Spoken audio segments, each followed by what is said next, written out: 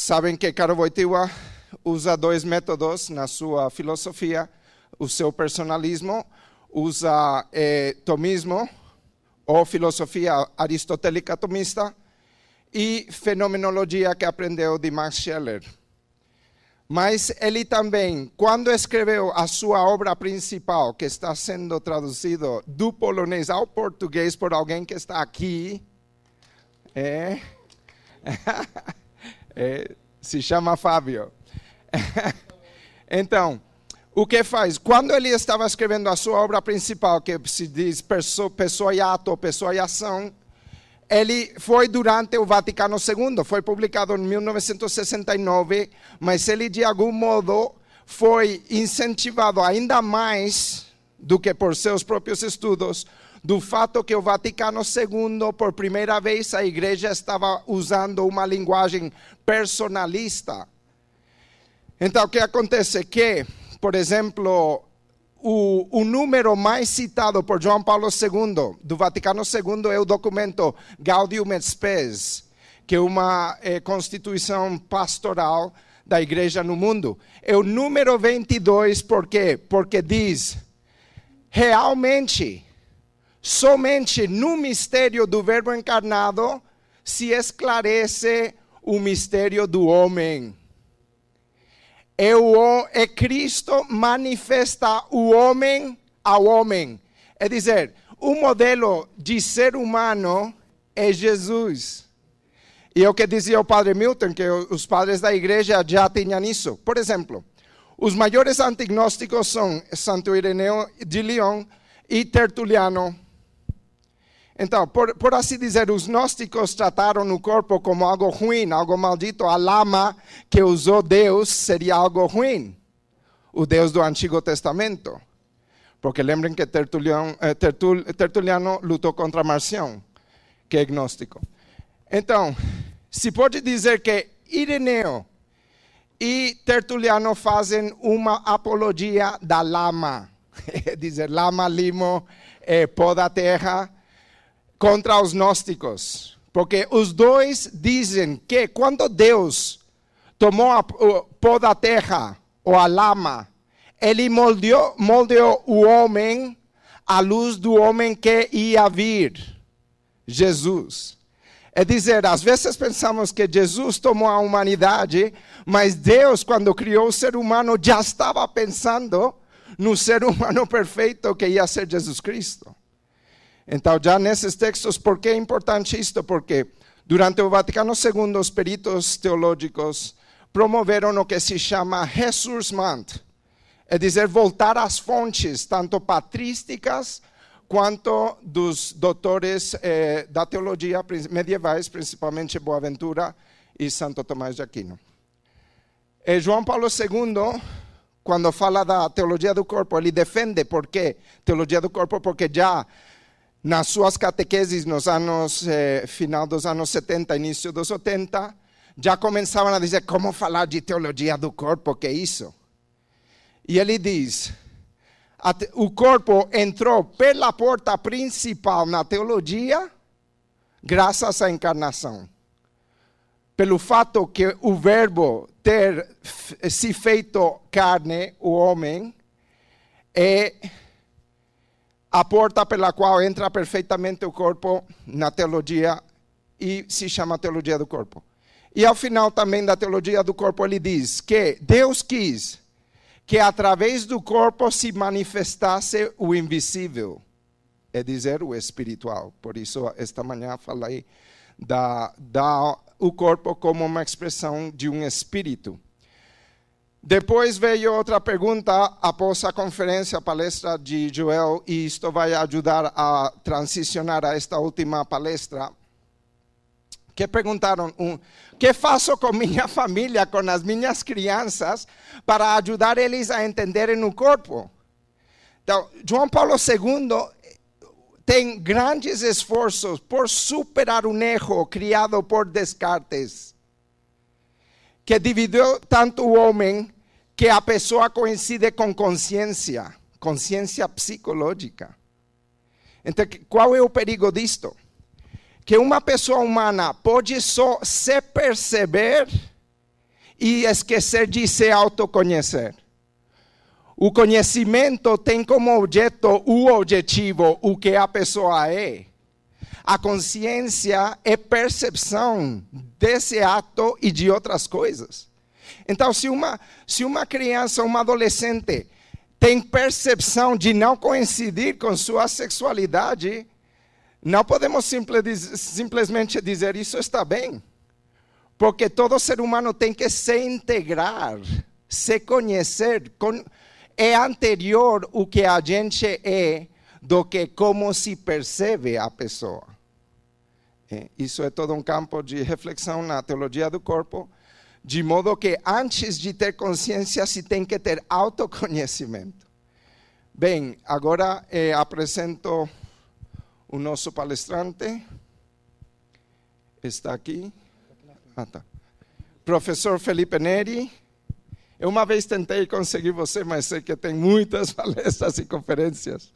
Obrigado. Pode ir.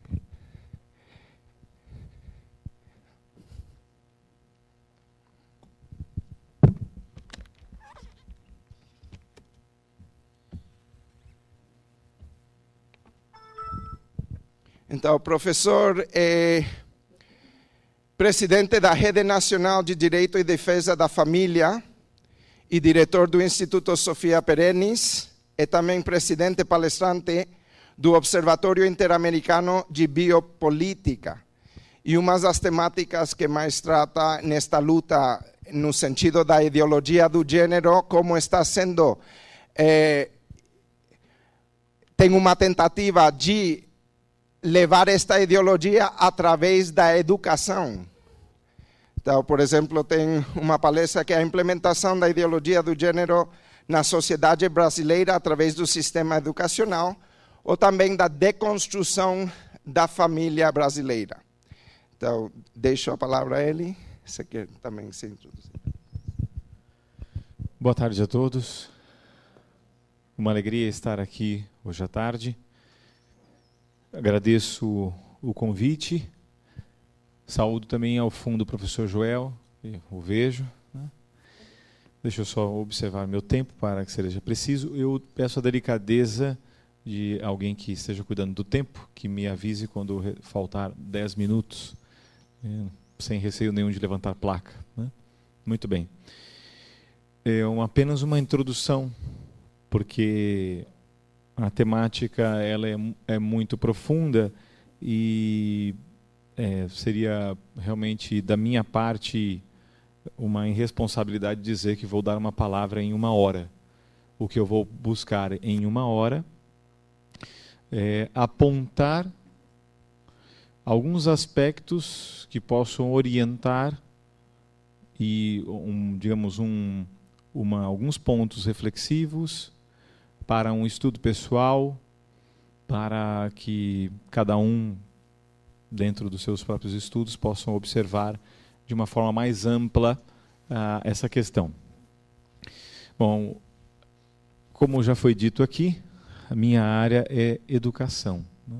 Eu sou professor e já há algum tempo me dedico à formação de professores. Né? Estamos formando escolas católicas em muitas regiões do país. E por justamente ligar à educação, esse tema eu o vejo dentro desse espectro que é a educação. Dentro, né, do magistério da igreja.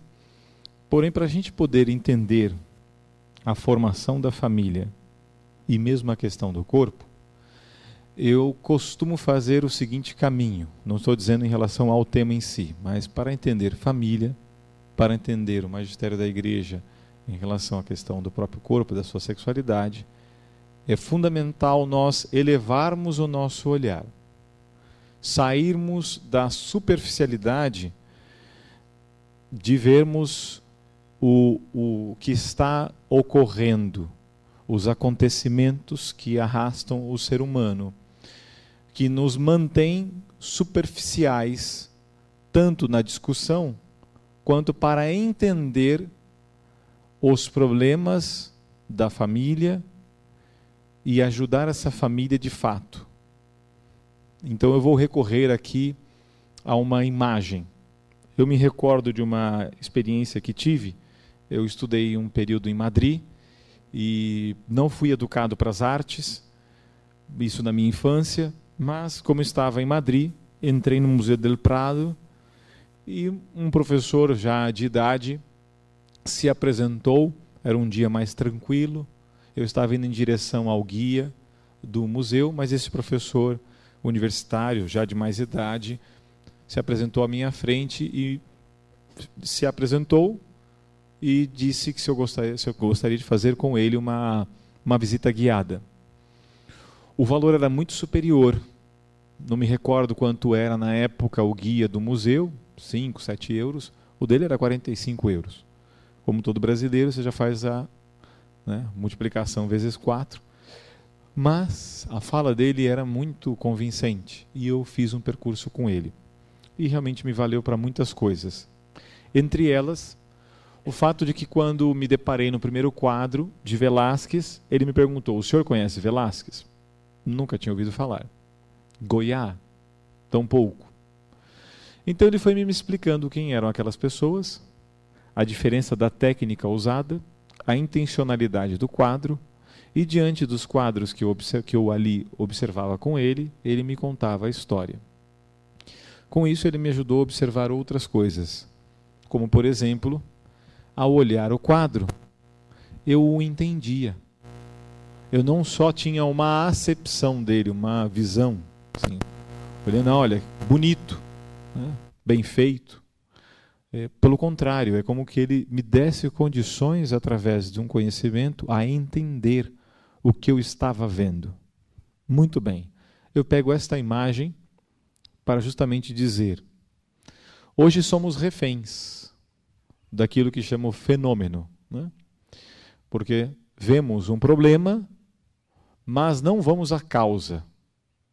Tentamos responder aos problemas a partir deles, a partir de nossas próprias ideias. Buscamos atividades variadas para tentar continuar fazendo, digamos, tentamos mudar o percurso da família, tentamos mudar o percurso das pessoas, tirá-las de ideias equivocadas, mas sem perceber, não lhe damos condições de serem protagonistas da sua própria vida, de não serem mais reféns da superficialidade de suas vidas. Mas isso só denota que nós mesmos estamos desconstruídos e que nós precisaríamos passar por uma reeducação intelectual, humana e espiritual. Porque para entender a sexualidade humana, para entender o corpo, para entender família, nós precisamos passar por esse processo. Mas encontramos aqui vários obstáculos, e eles são importantes de serem entendidos. Porque os dados sobre família são os mais variados. Nós temos uma família que em 1960, no Brasil, tinham mais de 6 filhos por família. E hoje, em 2017, nós temos 1,4 filhos por família. E as pessoas olham como é o pêndulo da humanidade. Há uma mudança na sociedade.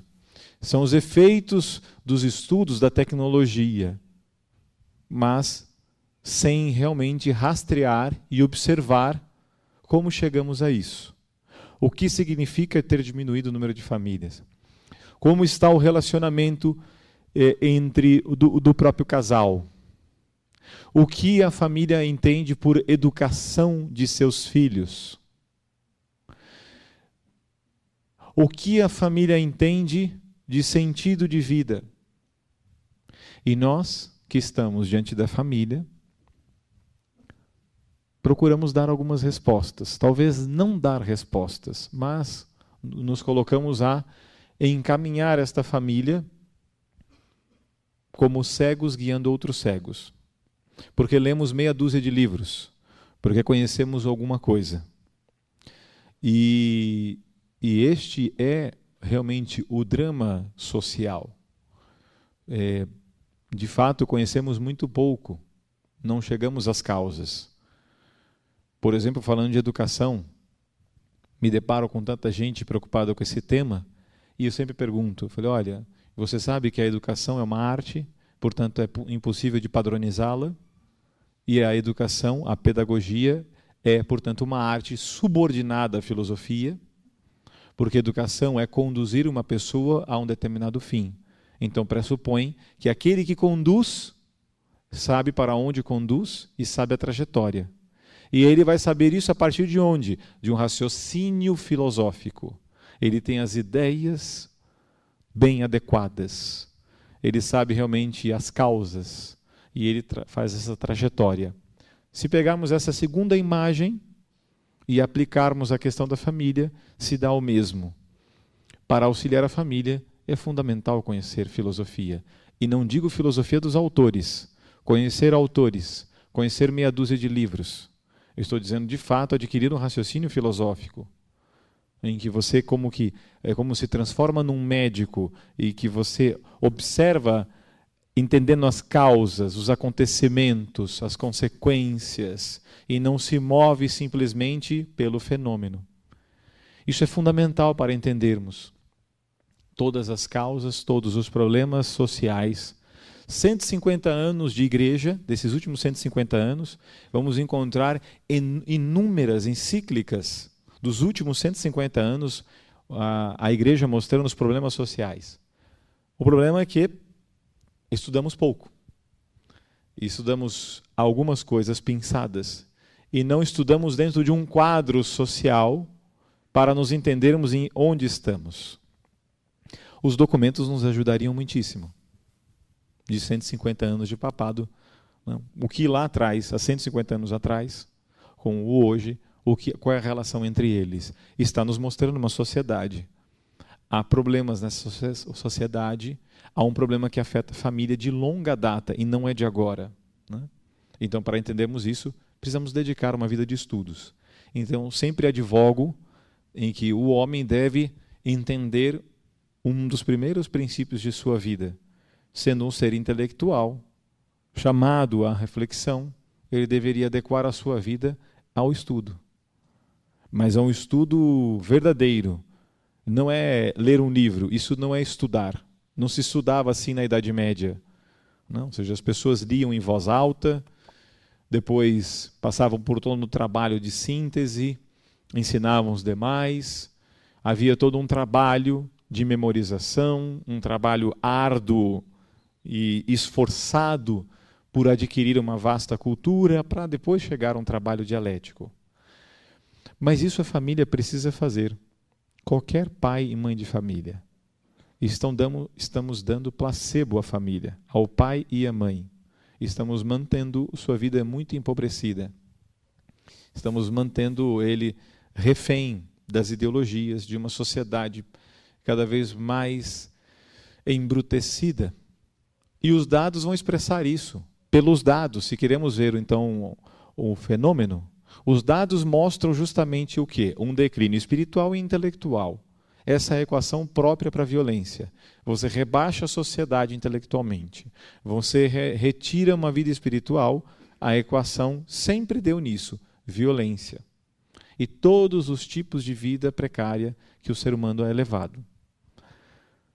Nós nos encontramos num período justamente em que a família tem uma hiperestrutura social que lhe obriga a estar sempre borboleteando na vida e nunca chega a ser o que deveria ser.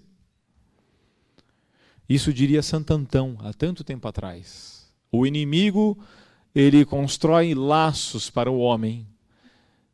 E um dos maiores laços é fazer com que ele viva entretido com os acontecimentos. Ele fica preso nos acontecimentos. Ele está sempre buscando as coisas. Ele está sempre refém de tudo que lhe acontece externamente. Então, estamos numa sociedade que entretém. O homem tem que trabalhar muitíssimo. Nós estamos tentando chegar a este homem e auxiliá-lo de alguma maneira possível, para que ele tenha uma vida mais humana. O problema é que uma vida mais humana, inclusive, não tirando o aspecto do corpo, é uma vida intelectual. Veja bem, era sempre observado isso na antiguidade, a importância das ideias. Porque o que você tem de ideias, dá para se ver pela vida da pessoa que ela tem de ideias. Se é a precariedade, o fato dele ter uma ideia errônea, toda a sua vida vai ser atingida pelas suas ideias. É aqui onde reside um dos problemas. Que corpo de ideia que nós temos sobre qualquer tema. Então esse conjunto de ideias vai atingir a sua vida. Se você tem ideias falsas, se você tem ideias superficiais, se você tem ideias precárias, a tua vida vai ser atingida por isso. Então, o problema está aqui, nas ideias. Auxiliar esse homem nas suas ideias, porque o homem é movido pela ideia. Isso vamos encontrar vastamente em São Tomás de Aquino. Ou seja, a ideia é o princípio motor. Precisamos formar o homem. Nós vemos aqui, parece que uma esquizofrenia em que as pessoas falam, a vontade da pessoa está enfraquecida. Então ela não segue a ideia. Isso não é realidade, me desculpem, isso não está na filosofia medieval. Muito pelo contrário, é que ele tem uma ideia muito precária sobre isso. Como ele tem uma ideia muito precária, por isso a sua vida não se arrasta. Lógico, temos a graça de Deus que tem a maior força.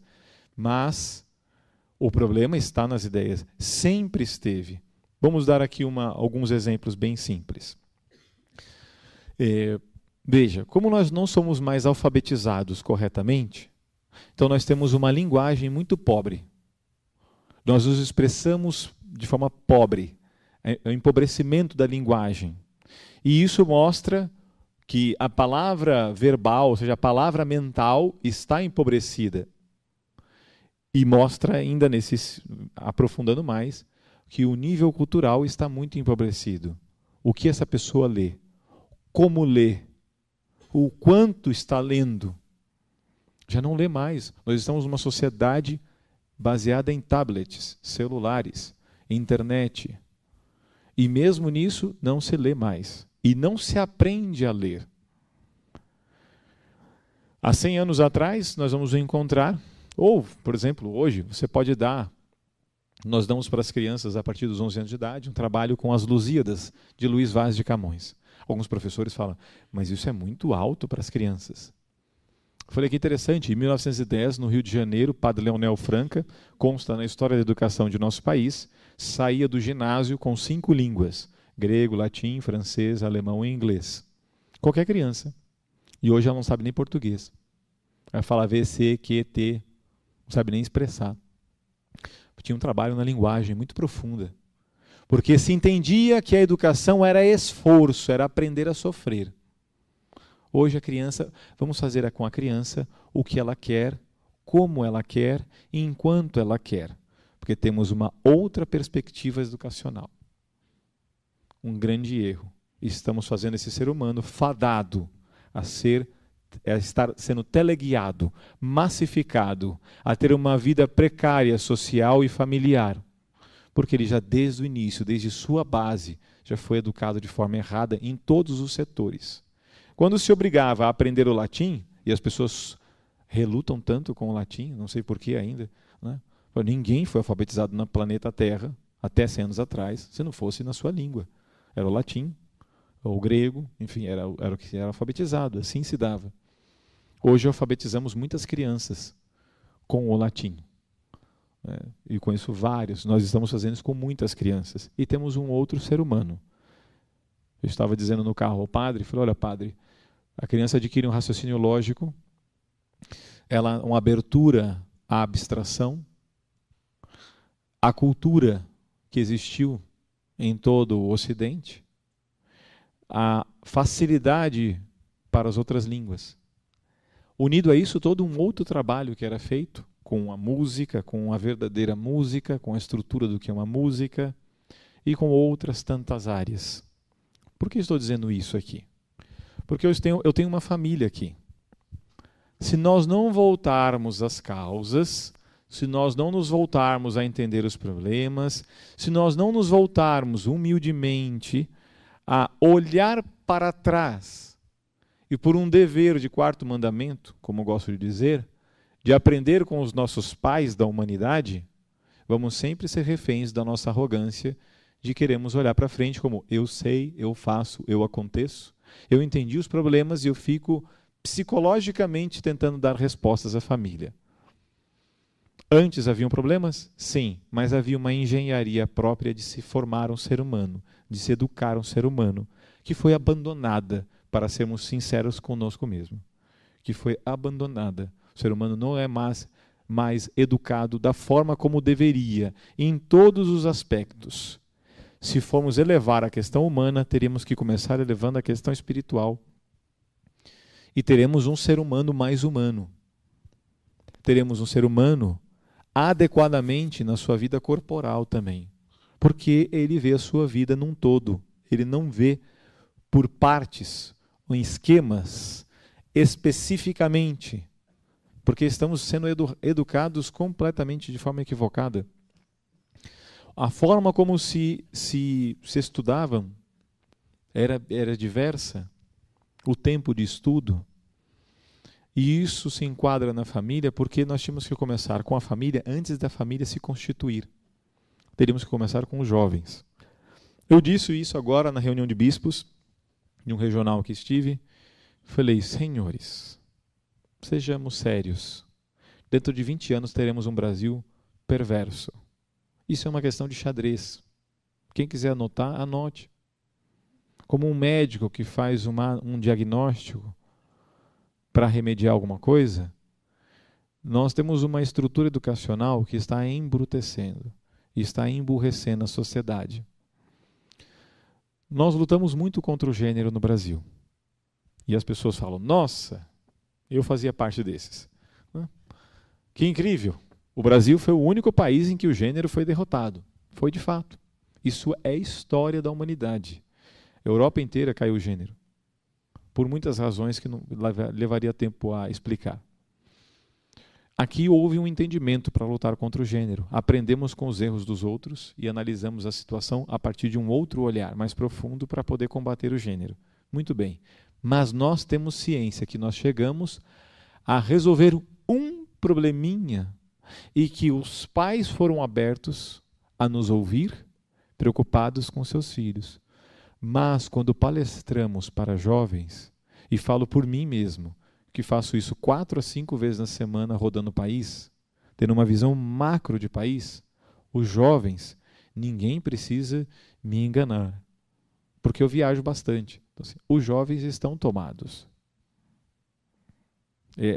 É uma questão de visão séria.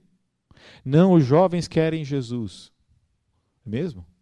Onde? Alguns grupos. Alguns poucos. A maior parte dos jovens não. Tem um amigo meu, um padre, que foi dar uma aula numa escola em Botucatu. Estava lá no meio, foi alvejado por jovens numa escola católica, perguntando enormemente o padre, com toda a paciência, explicando. Um excelente padre. E ele pergunta, quem é que é favorável ao aborto? 100% da classe. Padre José Eduardo de Oliveira e Silva, padre muito amigo meu de Osasco, foi dar uma palestra em São Caetano para jovens. Um dia que ele vier aqui, pergunte para ele como foi a palestra. Sofreu muitíssimo o padre José? Porque ele não tem condições de responder? Não, é que os jovens não querem ouvir. E em muitos lugares. Por quê? Razões são várias.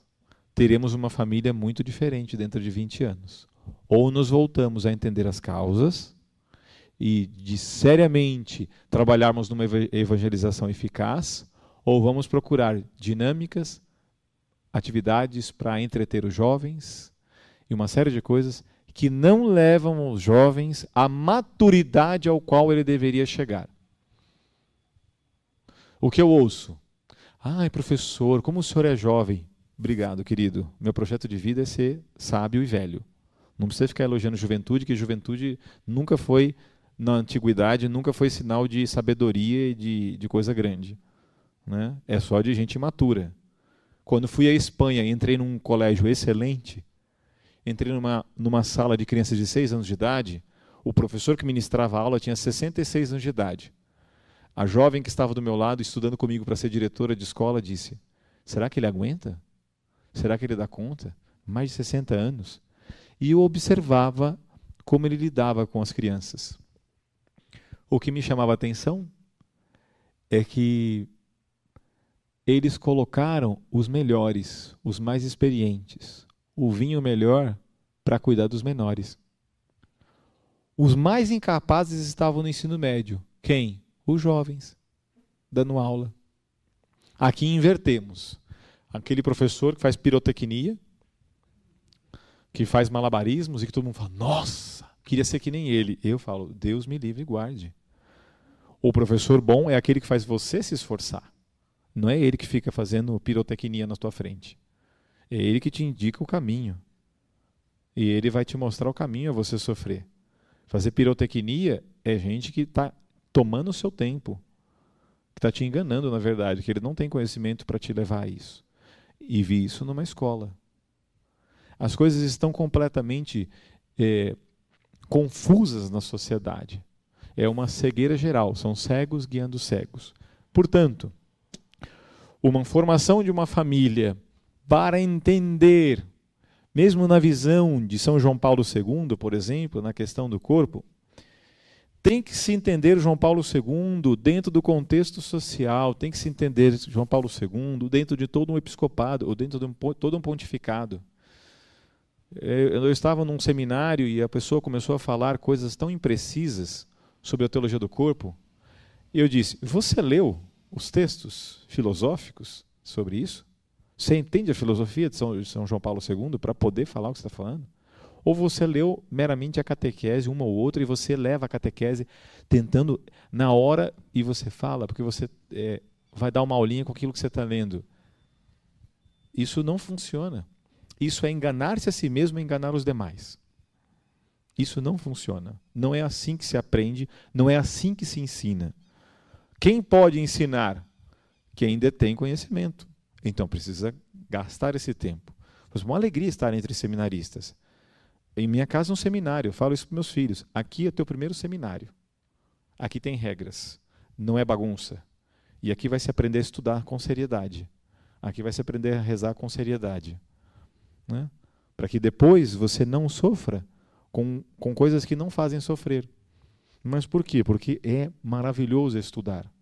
É muito importante estudar. Porque leva o homem à realização daquilo que ele é. Vamos começar direito. A família, dentro do contexto do pontificado de João Paulo II, precisa ser visto. Precisa ser visto todos os documentos dele.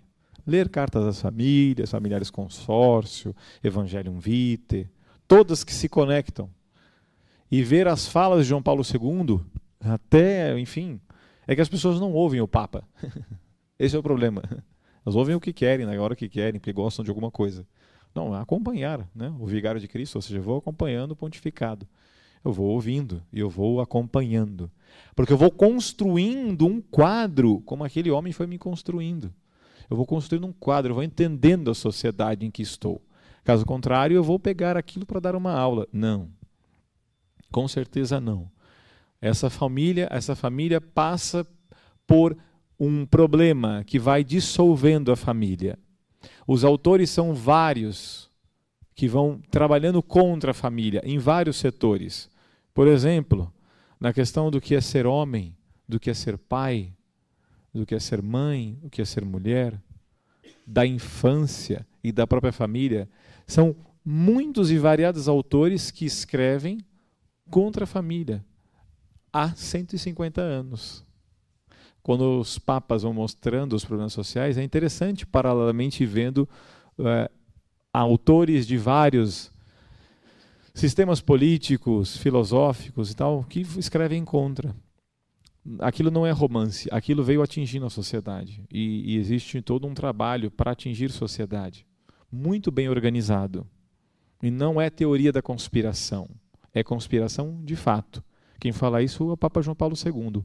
8ª Jornada Mundial da Juventude.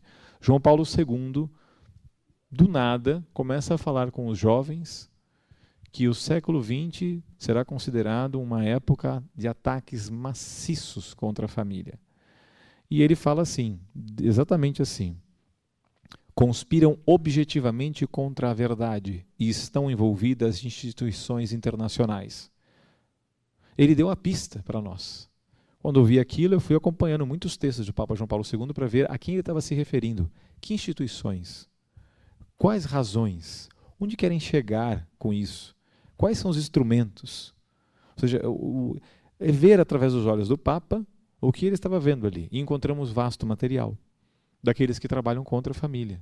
E são muitos organismos espalhados, muitos que eu não preciso adentrar, porque imagino que saibam, como OMS, ONU, OEA, estruturas variadas, né?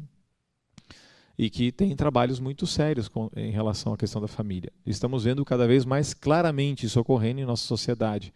A Espanha agora está para aprovar uma lei que vai colocá-la num buraco enorme. Vai se fazer uma perseguição ferrenha a todos que quiserem ser família, como aconteceu no Canadá há 2 meses atrás, como aconteceu na Alemanha há 2 anos atrás. E as pessoas procuram ver o fenômeno. Vamos cuidar da família lhe dando um bem-querer, lhe ajudando aqui no seu aspecto, na sua família. Jamais se ajudará a família assim. Ela está sendo alienada.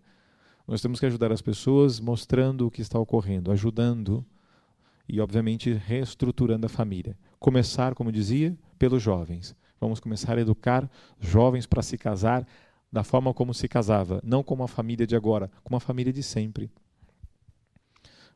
Ou seja, é estruturar uma família, para que quando chegue no casamento, saiba realmente o que é ser esposo, esposa, pai, ou seja, que ele alcance a maturidade em todos os âmbitos, que ele queira formar um lar verdadeiramente onde Deus seja honrado e servido, como encontramos na vida de Santo Isidoro Lavrador, com sua esposa Santa Maria, seu filho, os 3 canonizados, e não só os pais de Santa Teresinha, porque hoje as pessoas falam, o primeiro casal canonizado. Mentira. Tem mais de umas centenas. Eu conheço muitos e mais variados em épocas distintas. São Lourenço mártir tinha 2 pais mártires canonizados, enfim, no início do cristianismo. E são muitos os santos casados. Agora, o que essas famílias santas têm em comum? O que lá do início do cristianismo até agora o que elas têm em comum? Enfim, as famílias santas têm em comum muitos aspectos que não dão para ser observados. Mas uma coisa interessante que tem relação com o tema aqui. Todos eles tinham uma vida intelectual mais aprofundada. Tinham uma vida dentro daquele lar espiritualmente mais elevada.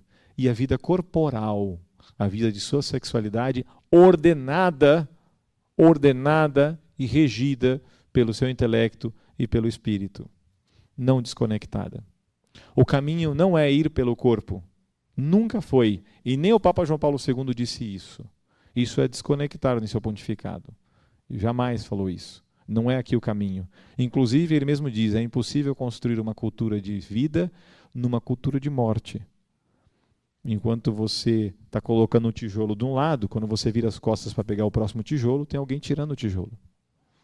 Então é fundamental entender isso, é fundamental entender que eu preciso libertar esse homem através das ideias corretas. Os jovens estão indo para as universidades e lá eles estão sendo desconstruídos, em todas as áreas, psicologia, filosofia, história e tal. Estão sendo desconstruídos. Eles já vêm de uma família dissolvida, que está trabalhando muito, distante de seus filhos. Seus filhos, isso quem diz é João Paulo II, Carta às Famílias, ele fala, os filhos são órfãos de pais vivos. Ou seja, os pais estão vivos, mas eles não sabem o que é presença. Presença não é ficar o tempo todo em cima do filho. Presença é algo mais profundo. Então, eles já estão numa família dissolvida, distante. Ele passa pelo processo dos campos de concentração que hoje são as escolas. Depois vão para a pós-graduação na universidade. Eu falo pós-graduação porque é pós-graduação em emburrecimento. Ele vai para a universidade. Você é contra a universidade? Ao que ela se tornou, sim. Ao que ela se tornou, a pessoa se esforça a sua vida inteira, seus esforços, seu dinheiro para mandar o seu filho para a universidade, para ele se desencaminhar. E não só espiritualmente, mas humanamente e intelectualmente, porque ele não aprende realmente o que é a verdade dentro da universidade de hoje. E o meu falou: olha, meu filho querido, eu espero que você chegue lá preparado para lidar com isso. E se você não quiser passar por lá, também tranquilo. Quem disse que isso aqui é fundamental para a humanidade, passar pela própria universidade? Que conhecer a verdade e mesmo as ciências precisa se passar por lá. Nunca foi assim antes. Isso é um fenômeno atual, dos últimos 100 anos de humanidade, para ser mais preciso, em toda essa parte ideologizada das universidades. Nós teremos profissionais para as várias áreas, pessoas com inúmeras carências, levadas por uma característica própria ligada ao corpo de hoje, mesmo tentando evangelizar o corpo dos jovens de hoje, cada vez mais emocional. Vivemos uma sociedade emocional. A emoção é ruim? Não. Aprendi com um padre que hoje tem 96 anos de idade, vivo ainda. Quando eu estudava com ele, ele falava: as emoções são como um cavalo. Você precisa de rédeas. Solta as rédeas para você ver o que vai acontecer. E o problema é que as emoções, elas ficam conduzindo as pessoas. Como se vê isso? Porque elas foram educadas para serem emotivas. Quando ela só faz o que quer, como quer e enquanto quer, ela está sendo educada assim. Para ser um futuro hedonista. Para ser, de fato, uma pessoa empobrecida. Ela é só emotiva, leva pelos impulsos. Nunca chega a uma convicção.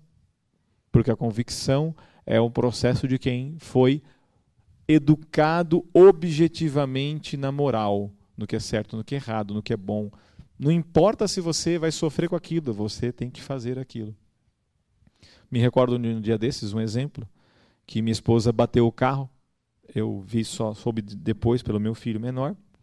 Quando cheguei em casa, ele falou: papai, a mamãe bateu o carro. Aí eu falei: ok. Mas a mamãe fez uma coisa tão incrível, 6 anos de idade. Falei: o que a mamãe fez? A mamãe desceu do carro, foi lá e colocou em cima do vidro. Isso de fato ocorreu em minha família. Colocou um papelzinho lá, eu não sabia o que era, papai. Mas a mamãe voltou para o carro e perguntei: o que a senhora fez? É que o dono do carro não estava, filho. Então a mamãe colocou o telefone para que ele entrasse em contato. E depois a gente reparar o dano feito. Alguns poderiam dizer, hoje, se você de repente não tinha câmeras, não tinha ninguém, por que você não fugiu? Pudesse ir embora? Né?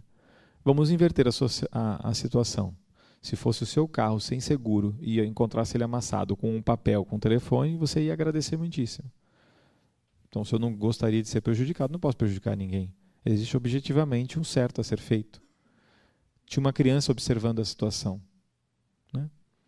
E ali ela se encontrou diante de um dilema moral. O que deveria fazer? Mesmo que ela não raciocinasse assim. Mas isso é um dilema moral. O que eu devo fazer? E seguir o que eu devo fazer, mesmo que eu me prejudique. Mas é porque é o certo a fazer. Eu adequo a minha vida à verdade das coisas. Eu ordeno a minha vida para isso, mesmo que eu passe por dificuldades, não tem problema nenhum. Veja, isso daqui é educar um ser humano a que ele aprenda como ele deve lidar com as situações. Que as situações não o carregam, é que ele realmente vai aprendendo a refletir, a ser mais introspectivo. Porque a essência da virtude qual é? O que há de mais fundamental na virtude? É um ato reflexivo. Não é mera repetição. É a reflexão de realmente ver o que eu devo fazer. E fazer aquilo que muitas vezes pode ser heróico para a pessoa fazer. Estou dizendo isso, parece desconectado, parecem divagações, elas não são. Formação de uma família dentro de uma perspectiva de uma sociedade com a qual nós vivemos, nós precisamos entender que estamos sendo educados para sermos emotivos. Então a visão do corpo vai ser completamente inadequada. Completamente inadequada. Porque a pessoa vai sofrer as suas carências. Os jovens nos namoros estão sofrendo, nos seus trabalhos estão sofrendo. Por quê? São emotivos. Porque aprenderam desde sempre a única linguagem, a fazer o que lhe apetece. Apenas isso. Por exemplo, não gosto do jeito que ele fala. É claramente uma pessoa imatura. Isso não se vê nos antigos. A discordância de ideias era uma coisa normal. A gente fala tanto de São Tomás de Aquino, tal, né? mas era um homem maduro. Um homem maduro. E a maturidade é não se mover simplesmente pelas emoções. É saber, de fato, olhar e apreciar o que é belo. Apreciar o que é belo é um processo anterior de saber lidar com muitas outras coisas, para realmente termos o conceito certo do que é belo. Como somos educados para sermos exageradamente emotivos, as pessoas têm muita dificuldade. Aí você vira para o fulano e fala assim, já que vão ser padres, né? Eu imagino como as pessoas sofrem com a língua. Está na Sagrada Escritura, São Tiago fala que o homem é aquele que consegue lidar com a própria língua. E a pessoa fala para mim, não em confissão, mas fala, professor, eu não consigo. É um negócio impressionante, assim, eu me confesso com frequência, eu leio tudo mais tal, mas eu não consigo parar, assim, eu tenho um hábito de falar mal. Eu falei, olha, esse é um problema anterior. Não é meramente um problema espiritual. É um problema de ideias, um problema muito mais profundo de educação. Como ele vai se tornando muito emotivo, ele não gosta da pessoa, critica, se acha melhor, não tem compaixão, se acha o tal. Ele não está, de fato, lutando para ordenar a sua vida para o fim ao qual ele quer. Me lembro um dia desses, estava numa paróquia, um padre amigo em Cuiabá, e ele dizia assim, você quer ser santo? Aí todo mundo, sim. Se você fosse morrer agora, era o que você queria? Sim. Ele falou, mentira. Falou, mentira. Porque veja o que você deseja e veja o que você está buscando. É o que você quer. Eu quero a casa, a saúde, não sei o quê. É isso que você está buscando. O que você está buscando é o que você deseja. O que você deseja é o que você está olhando. E a santidade pode ser muito diferente. Essa família tem que ser observada nesse sentido. Olhar e ver a família como ela deveria ser, para onde ela deveria chegar. Você pega o documento Familiares Consórcio, quando São João Paulo II vai falando de uma espiritualidade conjugal, e vendo dentro de um contexto o que significa isso, ou seja, formar uma família para chegar àquilo, para chegar realmente a ser o que ela deveria ser, e portanto vai passar por uma evangelização em todas as esferas, inclusive no seu próprio corpo. Esse é um trabalho anterior a formar uma família. É o jovem que ainda nem namorou, é a criança. Ele vai chegando lá desde o início. E vou voltar e chegar dentro de 2000 anos de cristianismo, quando havia um pensamento, como de São João Crisóstomo, como ele dizia, né? Eduque a criança para desprezar duas coisas. Ele fala isso em vários momentos, né? Que ele dedica sua vida à família. Você vê nos escritos de São João Crisóstomo, é a família o foco dele. Desprezar a vanglória e desprezar a riqueza. Se analisássemos filosoficamente, teologicamente, a profundidade destas palavras, não só a superficialidade dos conceitos, desprezar a riqueza. A família vive isso quando ela está na mesa. Eu não educo ninguém para buscar riqueza. Educa sim. Quando em casa, no lar, só se fala de querer, de buscar as coisas exteriores, isso é o que está na mesa, isso é o que está nos lábios dos pais, e o que está no seu fazer, o que está nas suas atitudes, nos seus convívios, nas suas amizades, é isso que você está educando no ser humano. É buscar a vanglória, é buscar a riqueza.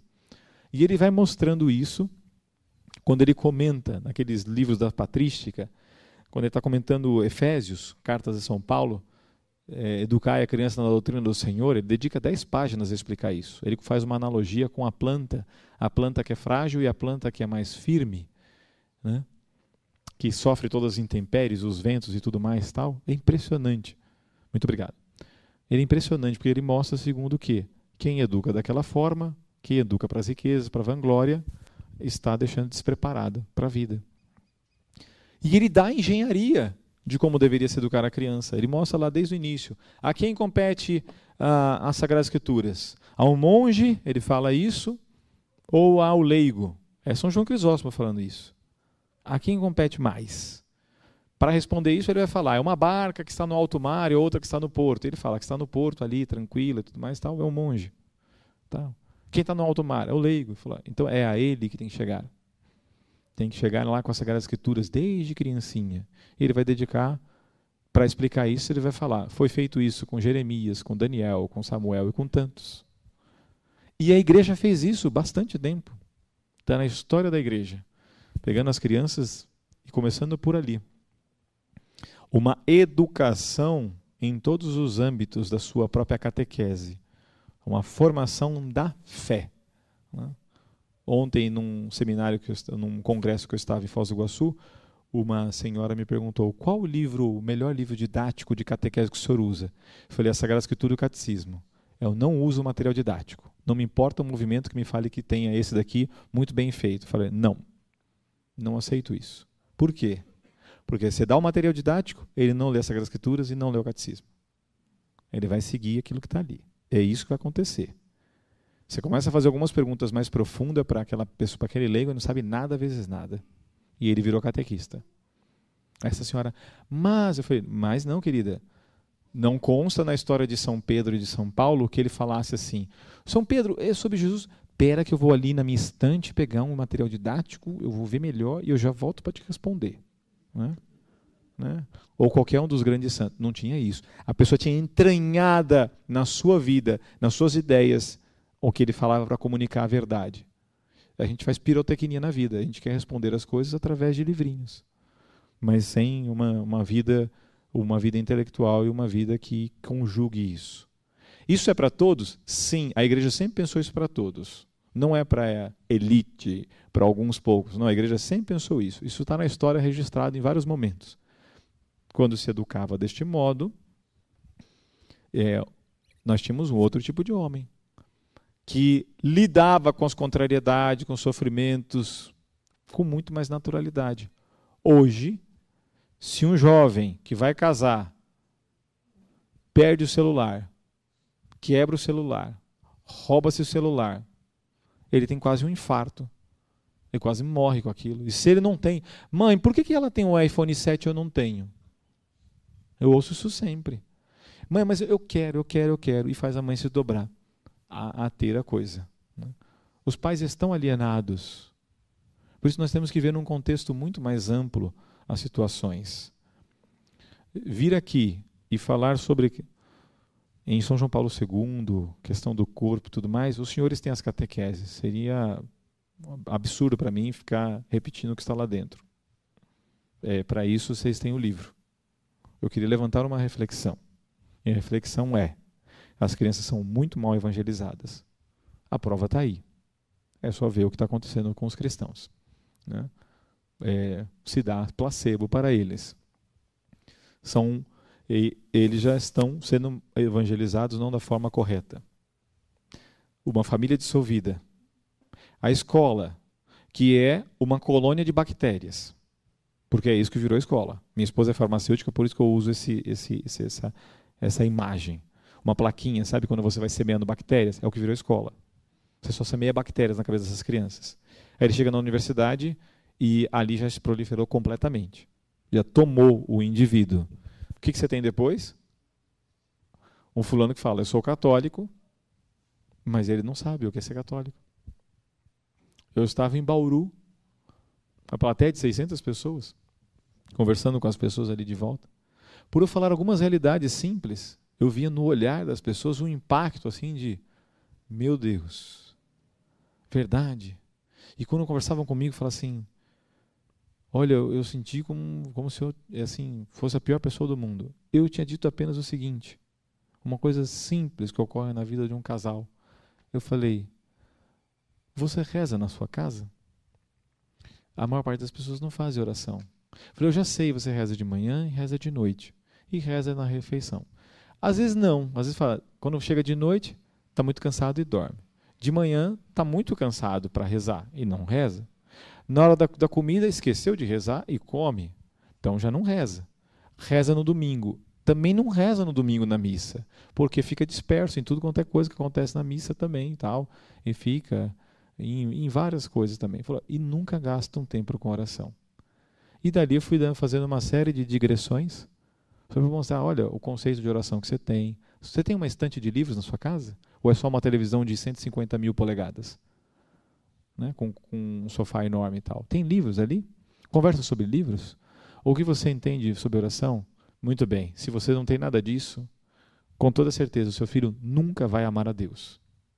Porque você não gosta de oração. Você nunca quer falar com Deus. Só que Abraão, Jacó, Josué, Daniel, Jeremias, Isaías, tal, Paulo, Pedro, sei lá, o que é as Sagradas Escrituras? Um diálogo de Deus com o homem. Eu nunca vou aprender a falar com Deus. Eu falo com as pessoas. Para entender o corpo, eu preciso primeiro falar com alguém maior do que eu. É dentro em 2000 anos de cristianismo que temos que entender o corpo. Porque hoje se diz, não, a igreja não via. Não é a realidade. Não é a realidade que a igreja não via isso. Que a igreja desprezava o corpo. Não é a realidade. É que o corpo é ordenado para aquilo que é o próprio dele.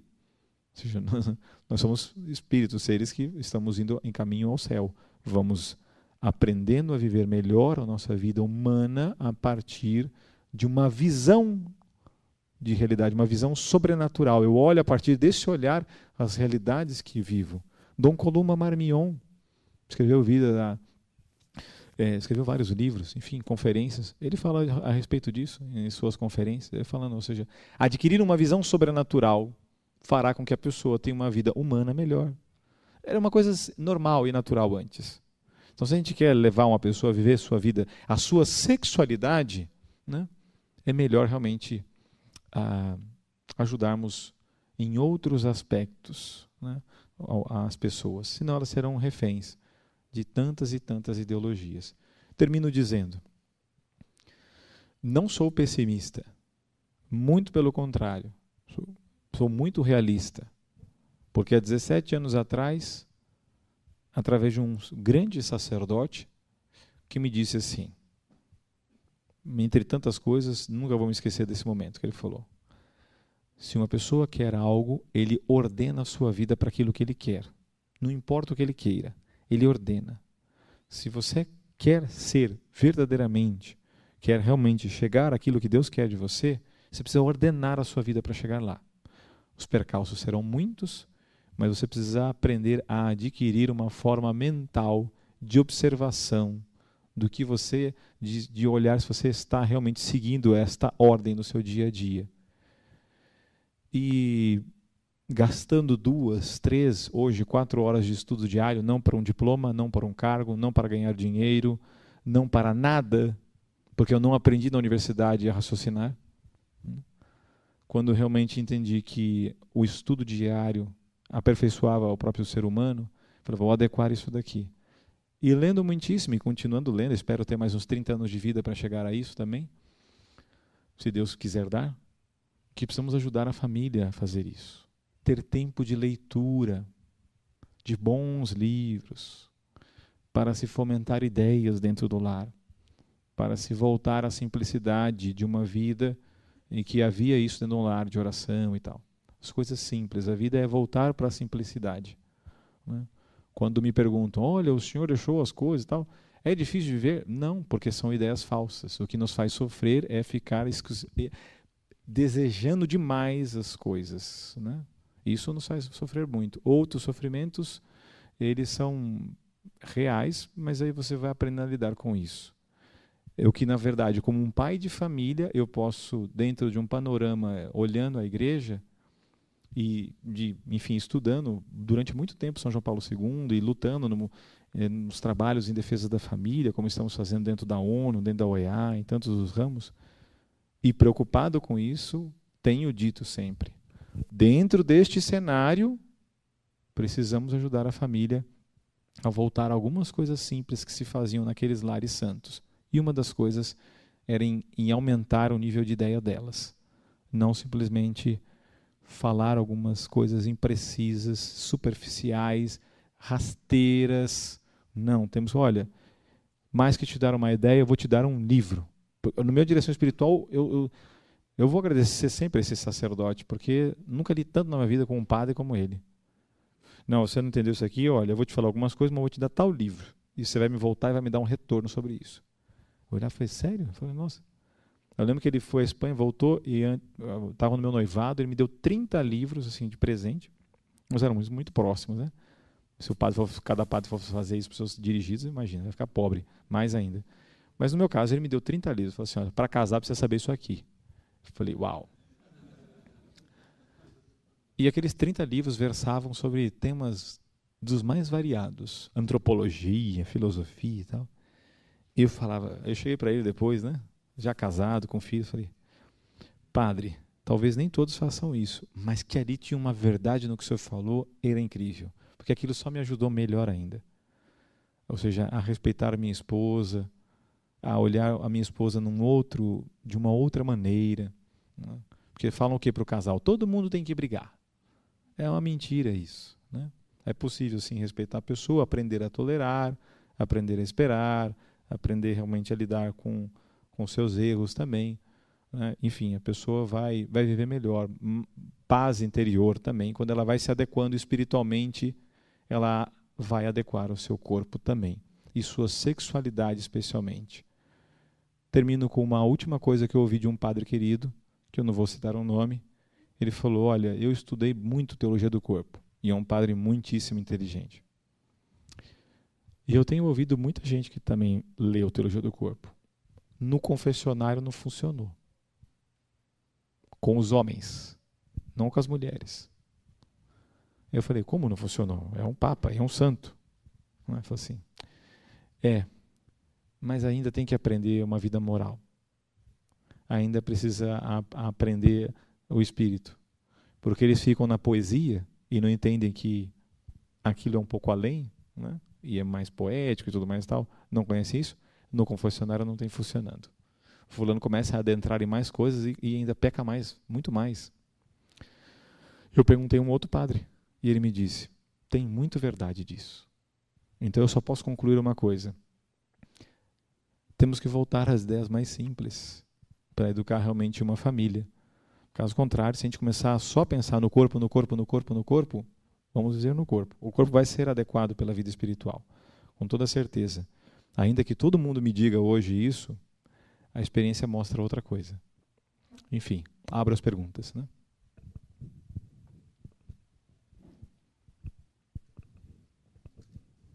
De quem quiser fazer, senão a gente faz como os políticos fazem, né? Aqueles que concordam, permaneçam como estão, aprovado, encerramos, tranquilo, né? Eu não tenho receio nenhum de que alguém conteste o que eu falei, né? Num ambiente de debate é muito importante isso também.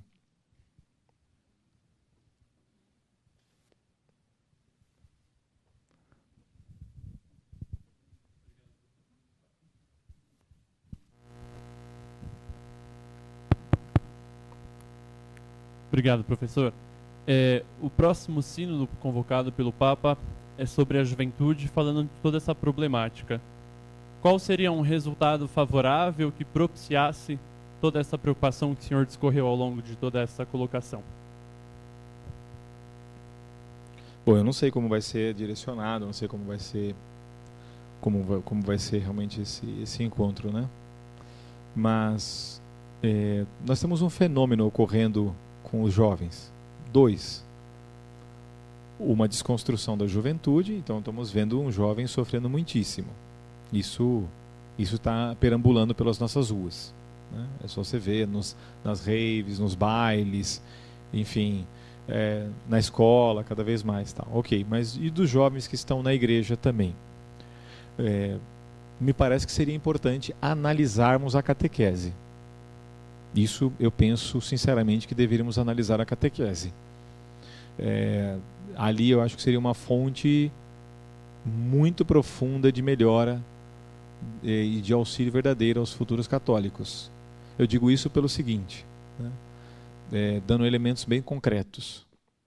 2. São Pio X escreve uma encíclica que me marcou muito, porque ele ali numa encíclica sobre o catecismo, ele fala que a pessoa precisa estudar e meditar muito para poder realmente dar catequese. As pessoas não estudam e nem meditam para dar catequese. Entende? Então assim, aí já vira catequista. E aí você imagina, você está colocando alguém que não tem condições de ensinar uma criança. E ela fica preocupada em pegar atividades para dar. É um problema. Um segundo problema, o tempo de catequese e os conteúdos da catequese também, como estão sendo dados também. Me parece um problema muito sério. Vendo na vida dos santos, me dediquei durante muito tempo fazendo isso por causa dos meus filhos, né? Eu queria ver como é que se dava, como se ensinava a fé às crianças. E tem muitos santos que falam sobre isso, com detalhes, com riqueza bibliográfica a respeito disso. E não tem semelhança nenhuma com o que é feito hoje. Absolutamente, não tem nada, a não ser a palavra de Jesus Cristo, né? Porque de resto não tem nada. Eu vou fazer algumas colocações, algumas comparações aqui, tá bem? Veja-se, a igreja nos obriga ao quê? Para fazer o catecismo, por exemplo, de primeira Eucaristia. As 6 verdades de meio. Deus existe, Ele nasceu, morreu, ressuscitou, existe céu, existe inferno. Preparar para os mandamentos e para se confessar. É isso que manda a igreja. Isso hoje. Muito bem. Olha, não é isso que vejo na forma de ensinar. Nem passa por céu e por inferno, inclusive. Os mandamentos de uma precariedade. Aí pensa assim, vamos ficar 7 anos dando catequese. Não, aí virou teólogo, né, tal, né? E a teologia é outra coisa. A criança depois não quer permanecer na igreja. Você vê que depois o adolescente não fica na igreja também. Então, assim, os conteúdos, a forma também de fazer. A forma é menos importante, o mais importante é o conteúdo. Mas a forma também tem a sua importância. Então, isso deveria se cuidar para que, de fato, nós tivéssemos jovens diferentes. Nós encontramos a questão de 3 séculos atrás. Melhor, na vida de Santo Antônio Maria Claret, isso está registrado, né? Depois que a criança tinha acesso à Eucaristia, o que ela aprendia? Ela aprendia a vida de oração por um período de mais ou menos 4 anos, através das Sagradas Escrituras, da vida dos santos, para que ela pudesse amar a oração. E aí quando ela chega, olha que interessante, eles nem pensavam isso, mas isso é muito profundo. Se você imaginar que a criança está fazendo lá com seus 6, 7 anos de idade, primeira Eucaristia, passar 4 anos, bom, então quando ela chegar aos 11 anos, um período muito difícil dos hormônios, se ela tivesse sido educada e numa vivência eucarística mais profunda, quando ela chegar numa época difícil, ela terá respostas interiores e intelectuais e diferentes também para as dificuldades que possam lhe causar a questão da pureza, que é muito mal educada hoje em dia também, né? Como as pessoas não sabem o que é pureza, elas não imaginam que a pureza é simplesmente ordenar os amores. Ou seja, eu não fico borboleteando e colocando meu coração a amar outras coisas, assim não amar uma pessoa que é nosso Senhor. Então eu não deixo meu coração se adulterar por outros amores. Não, eu realmente, como estou olhando e observando, porque meu pai lê todos os dias textos da Bíblia, textos dos santos, para mim, rezamos em casa, discutimos assuntos mais elevados, eu estou ordenando o amor no coração daquela criança. Então é uma outra catequese. Enfim, eu poderia aprofundar muito isso, mas levaria tempo. Mas é um outro tipo de catequese. Hoje não é isso que acontece. Entende? Então, e a catequese não termina quando a pessoa chegou ao sacramento. Não, ela deveria permanecer também. É um outro tipo de vida. Então, nós fazemos muita pirotecnia com os jovens, muitas coisas para prender a atenção deles. Só que o que nós estamos fazendo são as mesmas coisas que no mundão ele recebe. Vamos colocar música aqui, e ele também tem péssima música lá. Aí vem a pessoa e fala para mim assim, mas é a música que ele ouve, porque ele nunca foi levado a aprender melhor. Ele nunca vai admirar música clássica, porque ele não conhece quem foi Franz Liszt, a vida dele e tudo mais, tal, e aprender aquela música, ele não vai ser levado à verdadeira música. Então, eu espero que esse grande encontro verse sobre a forma de transmitir a fé aos jovens hoje. E unida à transmissão da fé, há um problema educacional. Pio XII, me marcou muito uma locução dele do dia 9 de abril de 1949, quando ele então fala que a escola se tornou um instrumento de controle social. Que isso ele mostra claramente na locução dele, está escrito, que ela está ali refém de regimes políticos, sistemas, enfim, variados e tal. Então, aí que acontece naquele período? A igreja começou a lutar muitíssimo pelo direito da família e nascem as escolas privadas, mais claramente, né? Sempre reforçando a escola privada, porque a escola pública tinha sido tomada. O problema é que hoje a escola privada também. Então, eu acho que aqui deveria haver assim, a questão da educação. Eu fui em 2 congressos mundiais de escolas católicas, em Roma, né, com o Papa e tudo, né, recentemente. Mas eu não vi ninguém tocar nisso. Isso me faz ver que as pessoas não estão entendendo a causa. E a causa precisa ser vista num quadro geral. O que está acontecendo com a humanidade? Quais são as influências de ideias que estão chegando? As pessoas são cegos guiando outros cegos. As discussões são sempre assim. Eu uso Piaget, Vygotsky, Vallon, Montessori católica. Quem te disse isso? Sério mesmo? Montessori era... seu raciocínio filosófico está baseado numa pedagogia naturalista. Todos da chamada pedagogia crítica, de John Dewey e tantos outros. Erro atrás de erro. E isso construiu uma catequese em cima do que ela pensa, chamada catequese Bom Pastor. Sofia Cavalletti, uma pessoa muito boa, pelo que consta na história, mas ela conversou com uma amiga, e a amiga estruturou em cima da pedagogia montessoriana, que a criança faz o que quer, quando quer, como quer. Opa! E todos eles no pensamento de Rousseau, pai da Revolução Francesa.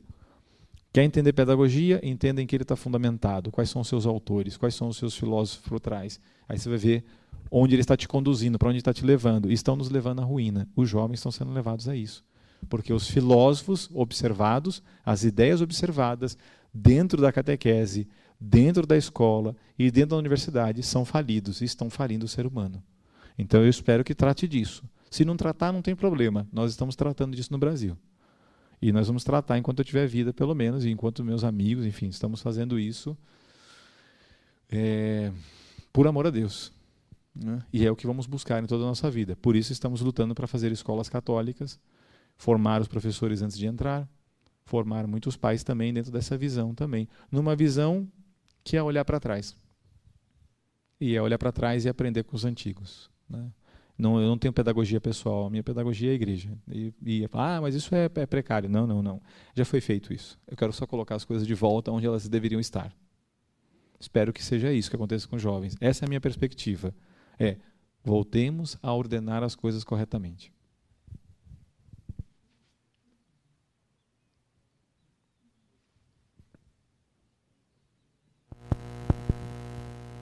Última. Gostaria de colocar 3 questões para o senhor. Uma primeira a respeito da renovação carismática. Nós estamos muito jovens, né? Eu não tenho muita afinidade por esse movimento, né? Mas também não tenho nenhuma condenação, já que é aprovado pela igreja. Mas lá me parece, não sei se é a minha impressão, que lá se cultiva muito o emocional. Será que é assim mesmo? Isso é positivo? Mas a segunda, né? O que o senhor acha do projeto Escola Sem Partido aqui no Brasil? E uma terceira questão, como o senhor acha que deve ser o estudo nosso aqui da teologia, na formação dos seminaristas e de futuros pastores da igreja? Muito bem. Muito obrigado pelas questões. Bom, então vamos lá. Eu conheço, não faço parte, conheço bastante a renovação carismática, porque fui convidado muitíssimas vezes, sou convidado permanentemente por eles, para dar formação aos jovens que estão dentro do setor de universidades, né? E ao Ministério Jovem, das famílias, enfim, eu conheço bastante eles. Veja, eu aprendi e procuro viver isso. Primeiro, que das coisas que Deus pode fazer, eu não me meto. Por quê? Porque eu não quero prestar contas depois de ter sido obstáculo, mesmo que eu não as entenda. E mesmo que talvez eu humanamente discorde. Então eu não procuro tolir a liberdade de quem está tentando fazer o bem, porque se ela estiver sinceramente tentando fazer o bem, Deus vai corrigi-la e ela vai adequar o caminho. Então, eu não me pronunciaria jamais, não é porque está sendo gravado, porque eu na frente dos senhores quero parecer bonito, não, é porque eu penso isso. Né? Isso de qualquer movimento da igreja. E no caso deles também. Mas isso não significa que, tecnicamente, vamos dizer assim, algumas coisas talvez faltem. E disso eu tenho dito. Tenho dito o seguinte, que não significa rezarmos em conjunto, nos alegrarmos em conjunto, fazermos atividades em conjunto, que as necessidades pessoais estejam bem encaminhadas. Então, isso não me prova o contrário, porque eu conheço muitos e muitos e muitos jovens também na renovação. Eles conversam comigo. E quando me ouvem dando formação, muitos são aqueles que falam: professor, eu nunca ouvi sobre isso. Onde eu posso ler? Então eles têm desejo. E eles precisam ser levados a isso também. Que tenha o seu papel e que auxilie os jovens em algumas coisas, muito bem. Mas, por exemplo, tema de oração. Eu penso que para a gente aprender isso daqui, Santo Antão fez isso na sua vida e muitos dos santos fizeram. Precisa aprender, precisa ler São João Cassiano, as conferências de São João Cassiano, para entender a oração. Precisa ler São Pedro de Alcântara, precisa ler Santo Afonso, precisa ler um monte de santos sobre oração. Por que precisa ler? Para você, que tem importância, tem necessidade, porque a gente vai aprendendo a oração. E então, portanto, penso que nessa perspectiva, eles vão adquirindo uma dimensão de que a oração também é individual, é sozinha. E falta isso, porque só fazem no grupo. E quando eu pergunto se fazem sozinho, a maior parte não faz sozinho. E quando eu pergunto como lidam com os problemas, eu vejo muito emocionais também. Isso é verdade, né? Estou sempre aberto a ser criticado, mas é o que eu vejo no dia a dia com eles, né? E me falam isso mesmo, né? Falei, não, calma, não, mas eu não senti. Falei, filho, esse negócio de sentir cosquinha no coração é sensível, tá? É meramente físico. Espiritualmente, isso tem nada a ver. Eu senti que Deus... Tem um monte de gente que não sente nada e Deus está guiando também. E, não tem nada, e normalmente, se a pessoa for se encaminhar com Deus, ela vai deixar de sentir cosquinha. Porque é assim a história de 2000 anos de cristianismo. Eu não preciso citar para seminaristas e padres, né? E muito mais quando a coisa está difícil, aí não vai ter sensação boa, né? Quando a coisa está difícil, a sensação não é boa, né? Ponto. Escola sem partido. Falei ontem isso no congresso. Discordo. Falei isso para aqueles que estão à frente da escola sem partido. Discordo. Por olhar as razões. Aí eles falam, discordo, já entendi, porque esse é sempre o rótulo. Então o senhor é de esquerda? Assim, porque eu discordo, eu sou de esquerda? E o senhor não é de direita? Não, eu sou católico. Direita é um rótulo político. Como não conhecem a coisa, aí ficam entre as duas coisas. E a direita pode ser tão totalitária quanto a outra. Podem ser duas faces de uma mesma coisa. Por que eu discordo? Bem simples. Primeiro, quem forma o professor é que causa o problema, e não é o professor. Aí quando eu falo, os professores são ativistas. Primeiro, eu estou generalizando demais. Segundo, eu estou trazendo o problema para uma esfera que não é real. É quem forma o professor, é a universidade, é o MEC. Ali está o problema. Eu preciso auxiliar o professor. Terceiro, no tema gênero, por exemplo, eles nunca falam sobre gênero. Nós não nos furtamos a isso. Porque eu não preciso nem de fé para explicar o gênero. 2 mais 2 são 4, não 5. Então a gente vai explicar o erro disso daqui. Eles atuam falando do direito da família. Então, assim, a Itália, a Espanha perderam. Justamente falando, o direito da família, o direito da família, o direito da família. Não, a questão não é o direito da família ou que o professor não tem direito de fazer isso. A questão é a falsidade do argumento do gênero. É ali que está a coisa. Então, não furtar-se, e eles se furtam a falar qual é o problema. O outro ponto, em relação ao que eles fazem também, que a notificação extrajudicial não responde a nada. Isso é um engano muito profundo. Acreditar que juízes, Ministério Público estará favorável à família é um grande engano. E olha que eu convivo com 29 juízes. E eles me dizem isso. Falam, olha, as pessoas não sabem o que acontece na escola da magistratura, que é estratégia, se caso não passar pelo executivo, pelo legislativo, que o judiciário virá com mão forte para impor à família um tipo de família. Então, se você jogar para os juízes, no colo dos juízes, nós vamos nos dar muito mal. Ou a gente precisa formar os futuros juízes, ou a gente vai ser prejudicado. Então, é um engano de visão, eles não enxergam isso. Outro problema é lidar com a educação através do direito, é judicializar os problemas de educação. Os problemas de educação são outros. E o que nós precisamos fazer? Unir famílias e professores, e não colocar no meio um litígio entre eles e deixar que os outros riem da gente. Então, que ele exista, perfeito. Que ele tenha a liberdade de existir, muito bem. Que ele possa ter tido algum bem no Brasil, eu seria irresponsável dizer que não ocorreu. Que as pessoas começaram a se abrir para outras coisas, muito bem. Mas dizer que ele será eficaz, ele não é eficaz. É uma realidade. Eu vejo isso percorrendo, falando com parlamentares em todos os lugares. Ainda que discordem, é o que é. Eu converso com professores, dou palestra para professores. 500 professores, se eu falar de gênero em Quedas do Iguaçu, esperavam que ia chegar lá um doido varrido. Foi isso que eu ouvi. Aí depois que dei a palestra, ninguém contestou. E muitos mudaram de posição. Porque eu sou incrível? Não, porque as ideias são equivocadas. E estava tentando colocar no lugar. Quando eles chegam para poder falar, eles falam de notificação extrajudicial. Pai, você tem que falar e impedir. Isso não ajuda. Então, por isso eu discordo. O seu último tema, a renovação dos seminaristas. Olha, de verdade, assim, quem sou eu para falar a respeito disso, né? Porque em casa nós rezamos todos os dias pelos sacerdotes, pelos seminaristas. Não nos esquecemos nunca de rezarmos em casa por eles. E não permito em minha casa que meus filhos critiquem um padre só simplesmente porque eu vi um padre fazendo alguma coisa um pouco rara. Mas pai, filho, rezemos por ele, nos sacrifiquemos por ele, reparemos o coração de nosso Senhor e nos coloquemos no nosso devido lugar. Assim raciocino e falo para ele: filho querido, rezemos pelos seminaristas, que eles, como diz São João Crisóstomo no livro do sacerdócio, belíssimo livro, né? Que eles realmente entendam ao que foram chamados e não frustrem a sua vocação.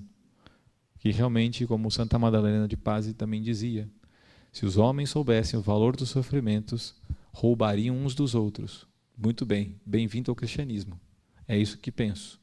Que com muita cruz, alegre cruz, nós vamos realmente nos sacrificar e aprender o valor dos sacrifícios, porque só quem se sacrifica, só quem se renuncia, é que consegue chegar à maturidade do amor. Então, eu penso que um seminarista precisa realmente ter amor ao esforço que passa por uma vida espiritual e de estudos muito profundos, porque é isso que diziam os papas, né? É ali que se constrói, se constitui um sacerdote. Que alegria será, com certeza, sempre encontrar a profundidade, a necessidade de estudar profundamente filosofia e teologia, a verdadeira filosofia, que jamais deixará de passar dos 3 anos, enquanto eu já vi seminaristas falando assim: ufa, passou os 3 anos. Eu falei, ufa, olha, eu fiz 3 anos de metafísica, doeu muitíssimo, né?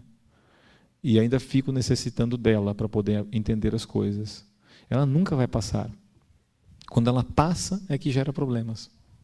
Quando a verdadeira teologia, que é buscar agradar a Deus, mas estudar realmente profundamente, uau, né? Na verdade, não termina quando é ordenado sacerdote, né? Então, assim, não sei se entendi essa questão última, não sei se era isso, mas eu vejo pelo menos isso, né?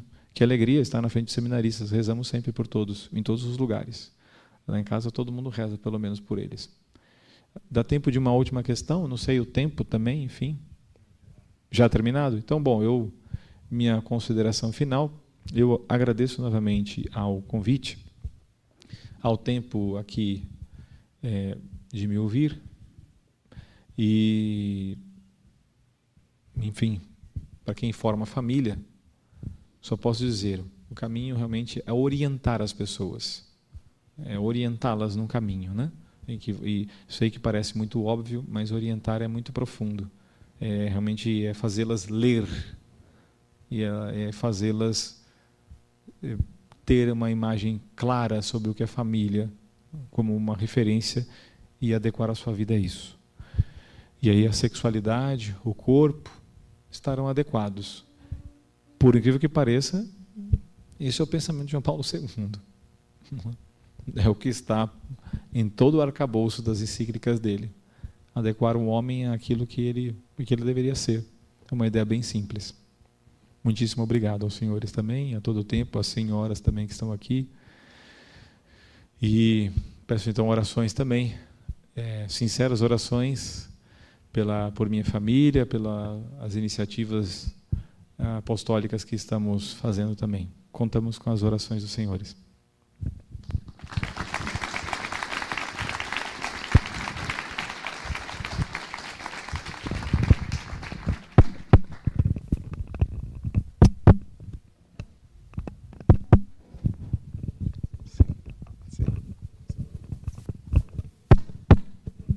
Muito obrigado, professor. Também para nós, sobretudo os padres e seminaristas, é sempre um impulso ver um leigo bem formado e que também dá bom exemplo para nós, porque também os seminaristas, futuros padres, têm que ser formadores dos seus fiéis, não só na religião, mas no humanismo verdadeiro, na humanidade. E, ao final, na teologia do corpo, o importante é que o corpo não é outra coisa que o seu significado esponsal, é dizer, a capacidade de se dar ao outro como o mais alto nível de amor, mas que requer autodeterminação, que requer autopossessão e autodomínio. Não? E acho que nós, padres, temos que formar as pessoas que vêm em contato conosco nisso, e por isso também agradecemos por nos lembrar disso, que é importante. Tomara tivéssemos mais a sua presença em futuras colaborações e conte com as nossas orações. Gostaria de convidar o reitor para dar umas palavras conclusivas.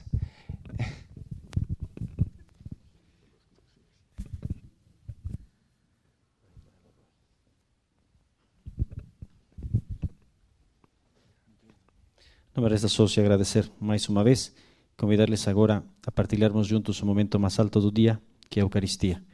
E aí, no corpo de Cristo, colocamos todas nossas famílias e nossas vocações para que seja o Senhor que construya a nossa igreja como comunidade de fé e também a nossa vida. Muito obrigado a todos pela participação.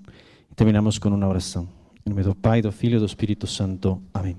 Ave Maria, cheia de graça, o Senhor é convosco.